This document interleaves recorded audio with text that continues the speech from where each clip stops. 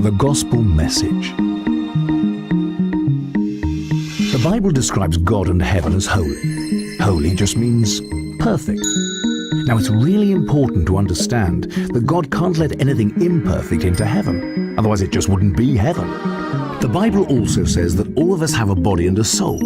At death, our body is either buried or cremated. But our soul, which is the real you, lives on forever, either in heaven or hell.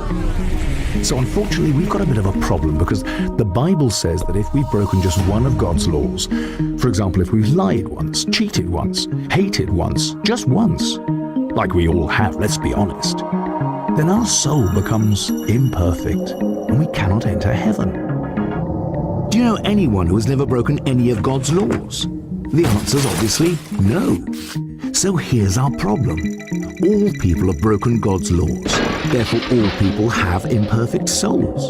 So if at death your soul could either go to heaven or hell, but to get to heaven you must have a perfect record, and none of us have one, then sadly all of us must be headed for hell.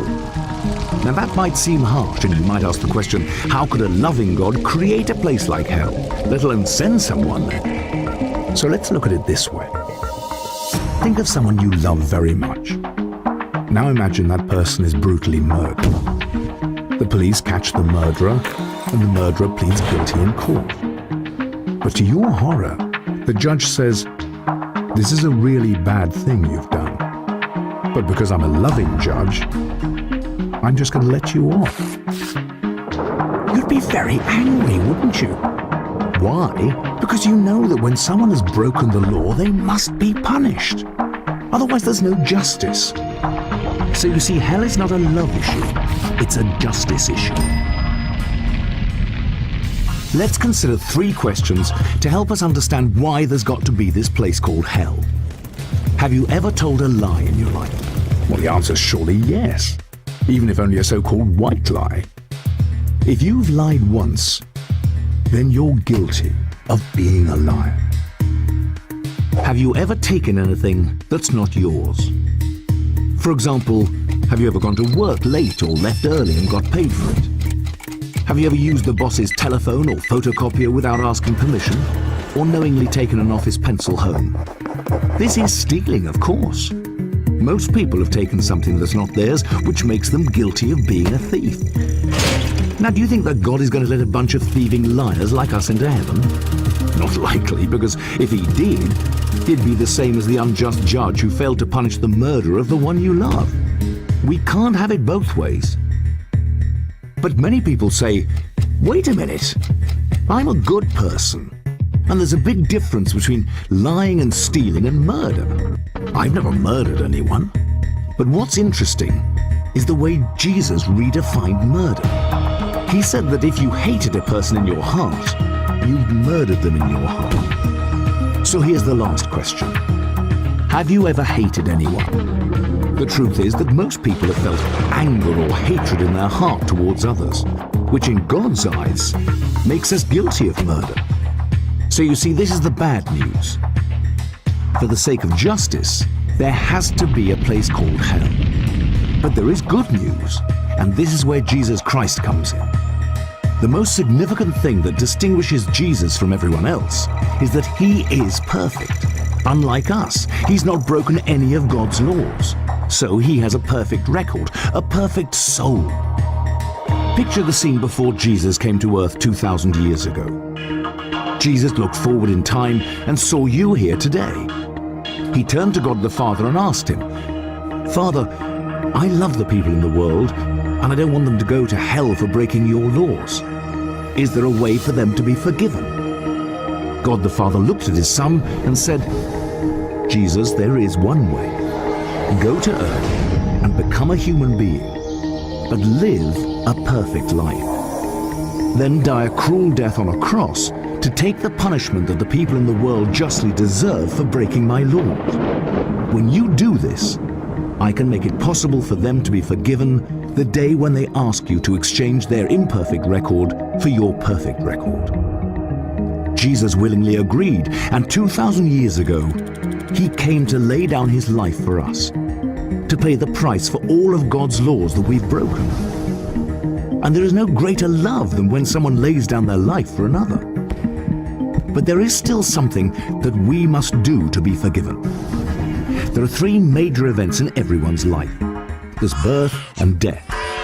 Ultimately, we have no control over these. But the third major event is the day when we ask Jesus to forgive us. When we ask Jesus to give us his perfect record. Now, there are some popular misconceptions about this. But in the Bible, God's gift of forgiveness is clear. We're not forgiven by being christened or baptized or confirmed. Not even by praying occasionally or going to church, or by believing in God, or by trying to be good. These are all good things, but none of them give us forgiveness. Jesus said that there are two things that we must do to be forgiven. The first is that we must be willing to turn away from anything we know is wrong in our life and say sorry to Jesus. Now notice the word willing. There may be some things in your life that you feel powerless to give up in your own strength, like addictions or habits or other complicated things.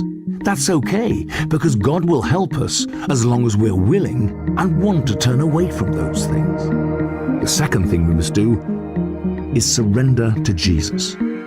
Now, surrender means this.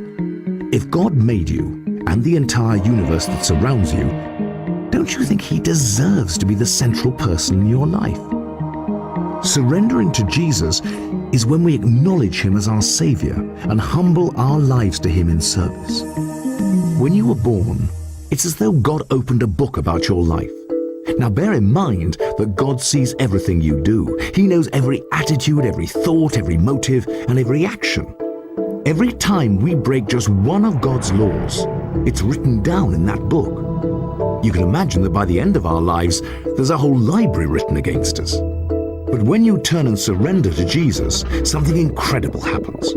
It's like Jesus takes your book and stands at the top of a cliff and tears out all the pages, the whole record of the things you've done wrong, and he throws them into the deepest sea. He promises to never remember those things again. Jesus then takes a copy of his perfect record, which you've asked him to give you, and he places it inside the cover of your book with your name on the spine. That book is then stored like a precious library book in heaven. The miracle is that your book is not touched again between the point that you ask Jesus to forgive you and death, even though in that time you may make mistakes and break God's laws again. Becoming a Christian doesn't instantly make you perfect, nor does it mean that you can say a quick prayer and return to your old ways. Remember, God forgave you forever when you asked for Jesus' perfect record. All he asks is that you surrender everything to him and let him daily refine you from your wrongdoing. When you die, you will go before God on Judgment Day, and God will command his angels to get your book. He'll look inside that book and say, "This person was perfect." You will probably say to him, "No, I wasn't. I broke your laws. Don't I justly deserve to go to hell?" And Jesus will say to you, "For the sake of justice, you do deserve to go to hell. You did break my laws, and some you broke many times. But you, my beautiful child, have my perfect record, which I gave you when you turned and surrendered to me on earth, and I forgave you. Welcome to heaven." That is why Jesus is so amazing. He made it possible for everyone in the world, regardless of what mistakes we've made, to be forgiven and to one day enter heaven. But say you never turned and surrendered. Think about what would happen. When you die, you'll go before God at judgment, and God will say to you, "I'm sorry, I can't let you enter heaven. I have to send you to hell. You never asked me to forgive you. I loved you so much that I tried 6 ways to get through to you. First, I died on the cross to take your punishment. Second, someone explained to you in a simple way that you could be forgiven. Third, there were churches throughout the world. Some were good and some I was ashamed of. You could have found the good ones. Fourth, I gave you a conscience so you could tell right from wrong. Fifth, I created a world around you that was so awesome. How could you not wonder about me? And finally, I rose from the dead to prove that I was God and that everything I said was true. But you still did nothing. I'm sorry, I can't let you into heaven. I have to send you to hell. So how about you? If you die tonight, where will you go? Remember, to get to heaven, you need a perfect record, which you could never have unless you ask Jesus to give you his. To receive this free gift, you only have to do two things. First, be willing to turn away from the wrong in your life. And secondly, surrender to Jesus. Unless you do these two things, it's impossible to be forgiven. And at death, it's impossible to get into heaven. Which is so sad, because this is the very reason Jesus died for you.